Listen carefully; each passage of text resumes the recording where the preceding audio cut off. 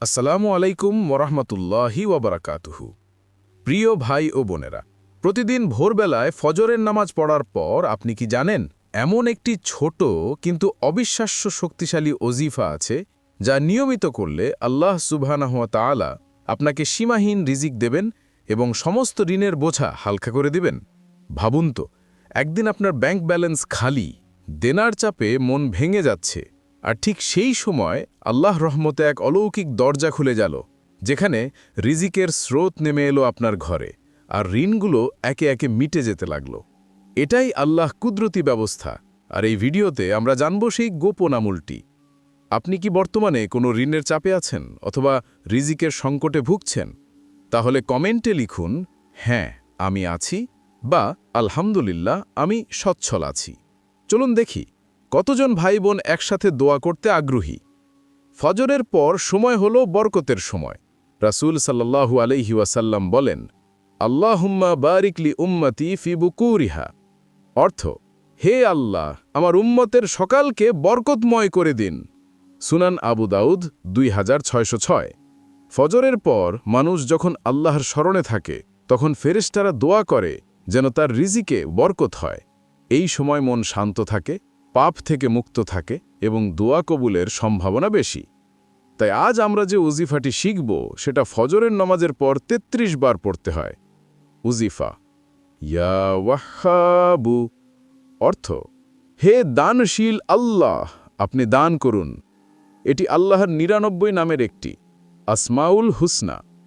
আল ওয়াহাব মানে যিনি বিনা শর্তে দান করেন, অসীম দাতা। পাঠের নিয়ম: ফজরের নামাজের পর শান্ত স্থানে বসে নফল ইবাদতের মতো মনোযোগ দিয়ে ৩৩ বার পড়বেন ইয়া ওয়াহ্হাবু। তারপর দোয়া করবেন, আল্লাহুম্মা আগনিনি বিফদলিকা আম্মান সিওয়াক, অর্থ, হে আল্লাহ, আপনার অনুগ্রহে আমাকে এত দিন দিন যেন আমি আপনার ছাড়া কারো মুখাপেক্ষী না হই। রাসূল সাল্লাল্লাহু আলাইহি ওয়াসাল্লাম বলেন, যে ব্যক্তি নিয়মিত আল্লাহর নামগুলো দ্বারা তাকে ডাকে, আল্লাহ তার দোয়া কবুল করেন। তিরমিজি, হাদিস নাম্বার ৩৫০০। সাহাবী আব্দুর রহমান ইবনে আউফ রাদিয়াল্লাহু একসময় নিঃস্ব ছিলেন। রাসূল দোয়া করলেন, আল্লাহ যেন তাকে এমন রিজিক দেন যে পাথর তুললেও সোনার টুকরো পান। পরে আল্লাহ তাকে এত সম্পদ দেন যে উম্মতের ধনবানদের মধ্যে একজন হন। আল্লাহর নাম ধরে ডাকা ও সৎ নিয়তে দোয়া করলে দরিদ্র থেকে ধনী হওয়া সম্ভব। দোয়ার সময় নিয়ত বিশুদ্ধ করা, গুনাহ থেকে তওবা করা, অন্যদের জন্যও দোয়া করা, এতে ফেরেশতারা বলেন, তোমার জন্য তাই হোক। সহিহ মুসলিম 2732। দোয়া করতে হবে আল্লাহর অপর পূর্ণ ভরসা রেখে। আমি আমার বান্দার ধারণা অনুযায়ী তার সাথে আচরণ করি। বুখারী, মুসলিম। তাই ওজিফা পড়ার পর একান্ত ভরসা নিয়ে দোয়া করবেন। ঋণ পরিশোধের জন্য, হালাল রিজিকের জন্য, মানসিক শান্তির জন্য। নিয়মিততা বা ইস্তিকামাতের গুরুত্ব: প্রতিদিন ৫ মিনিট সময় দিয়ে ওজিফা করলে মনে শান্তি, ধীরে ধীরে রিজিকের দরজা খুলতে থাকে, ঋণের চাপ কমতে থাকে। অনেক মানুষ প্রথম ২-৩ দিন পড়ে বাদ দেয়, এতে ফল আসে না। বরং ২১ দিন ধারাবাহিক করলে অভ্যাস গড়ে ওঠে এবং ফলও দেখা দেয়। আপনি হয়তো আজ নিঃস্ব, কিন্তু যদি আপনি আজ ফজরের পরে এই ছোট আমলটি শুরু করেন, ৬ মাস পর হয়তো আপনি এমন অবস্থায় থাকবেন যা আজ কল্পনাও করতে পারছেন না। একজন ভাই ঋণে জর্জরিত ছিলেন। প্রতিদিন ফজরের পর ইয়া ওয়াহ্হাবু ৩৩ বার করে পড়তেন এবং দোয়া করতেন।